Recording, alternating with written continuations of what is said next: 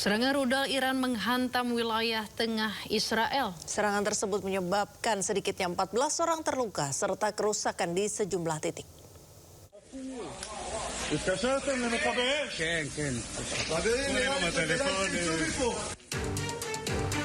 Iran kembali melancarkan gelombang serangan rudal di wilayah tengah Israel.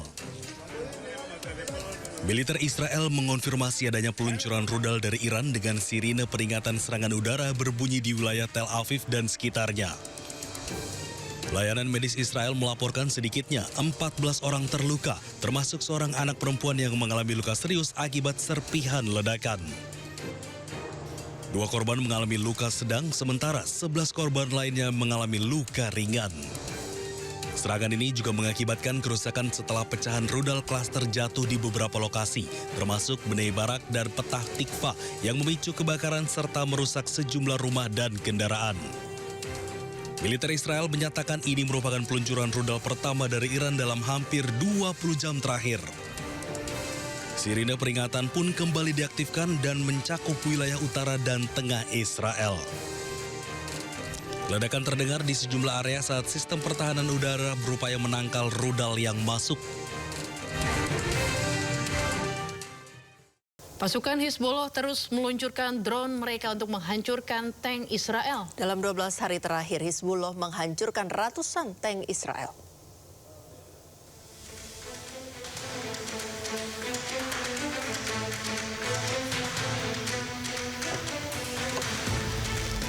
Hizbullah melancarkan serangan tanpa henti menggunakan drone untuk menghancurkan tank Merkava. Drone ini dilaporkan menghancurkan ratusan tank Zionis dalam beberapa pekan terakhir.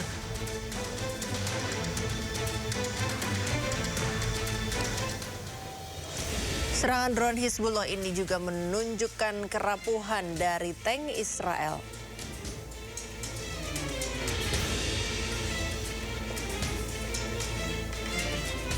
Bahkan dalam 12 hari terakhir, Hizbullah menghancurkan 134 tank Merkava yang membuat Israel merugi hingga 804 juta dolar Amerika Serikat atau lebih dari 13 triliun rupiah.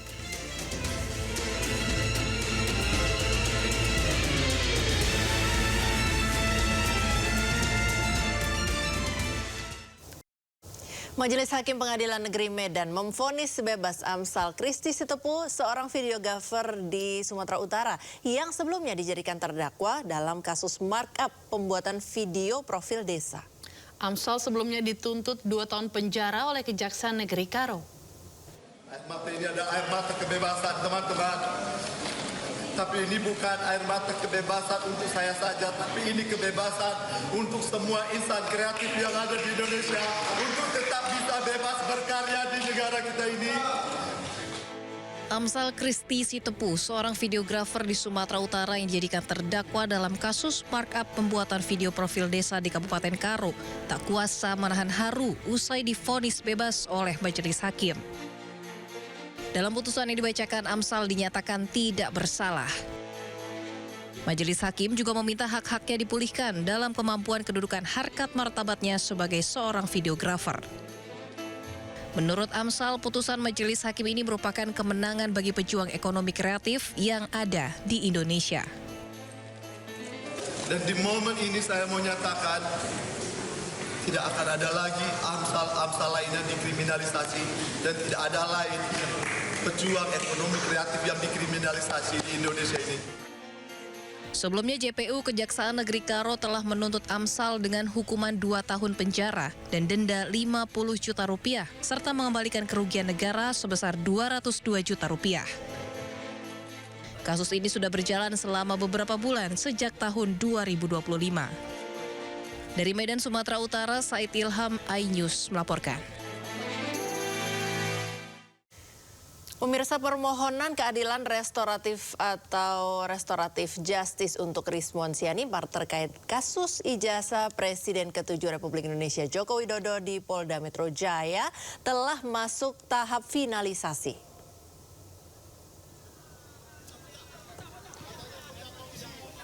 Rismon mengajukan permohonan restoratif justice setelah mengakui ada kekeliruan dalam temuan penelitiannya. Ia menjelaskan adanya pembaruan hasil penelitian independen terkait digital image processing yang menjadi dasar perubahan kesimpulan dari pernyataan sebelumnya tentang ijazah Jokowi. Terkait hal itu, baik pelapor menyambut baik itikat tersebut hingga kedua belah pihak sepakat menandatangani dokumen perdamaian pada Rabu 1 April 2026 di Polda Metro Jaya.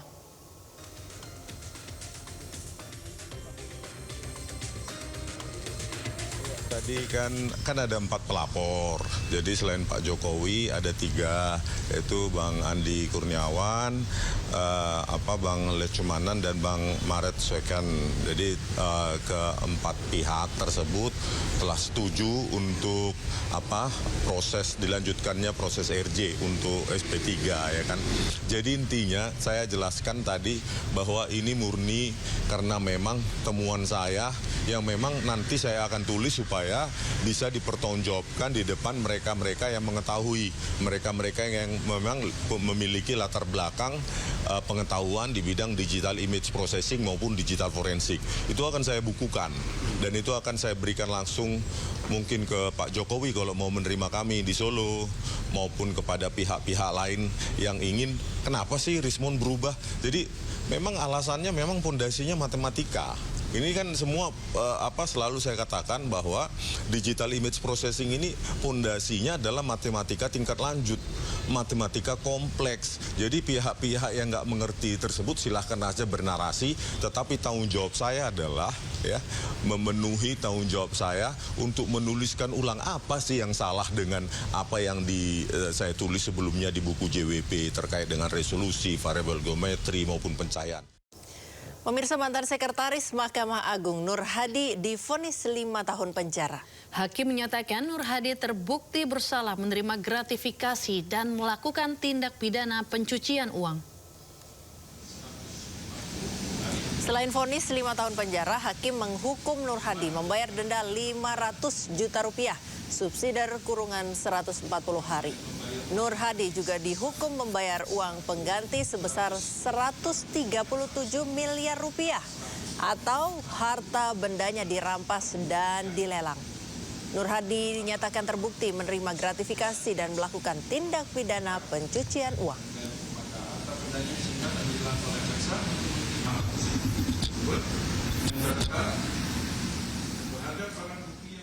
Anda masih menyaksikan Sindo Today. Sebuah rekaman video menunjukkan rudal Iran meledak tak jauh dari prajurit Amerika bersembunyi.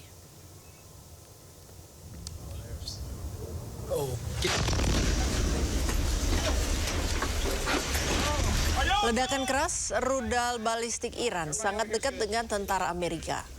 Serangan ini terjadi di salah satu pangkalan Amerika di kawasan Teluk.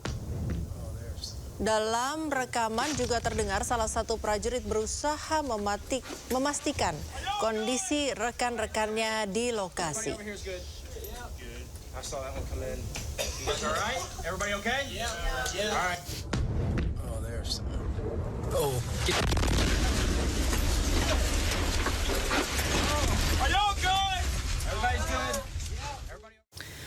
Pemirsa, sebuah mobil terbakar dan rumah tinggal hancur di Bnei Brak dan Petah Tikva, Israel akibat pecahan rudal balistik Iran. Belasan orang dilaporkan terluka akibat serangan ini.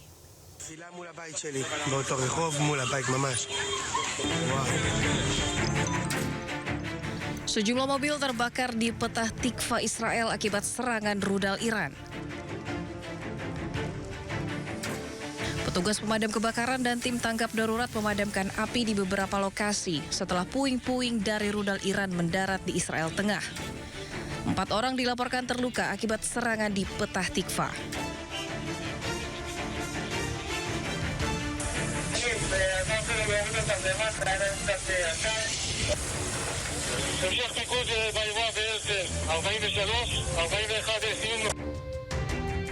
Di Bnei Brak, permukiman hancur terkena pecahan rudal balistik Iran.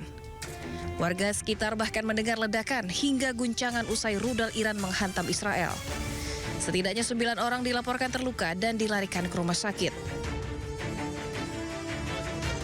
Menurut pasukan pertahanan Israel, rudal-rudal Iran dilengkapi dengan hulu ledak bom tandan yang menyebarkan submunisi ke area yang luas.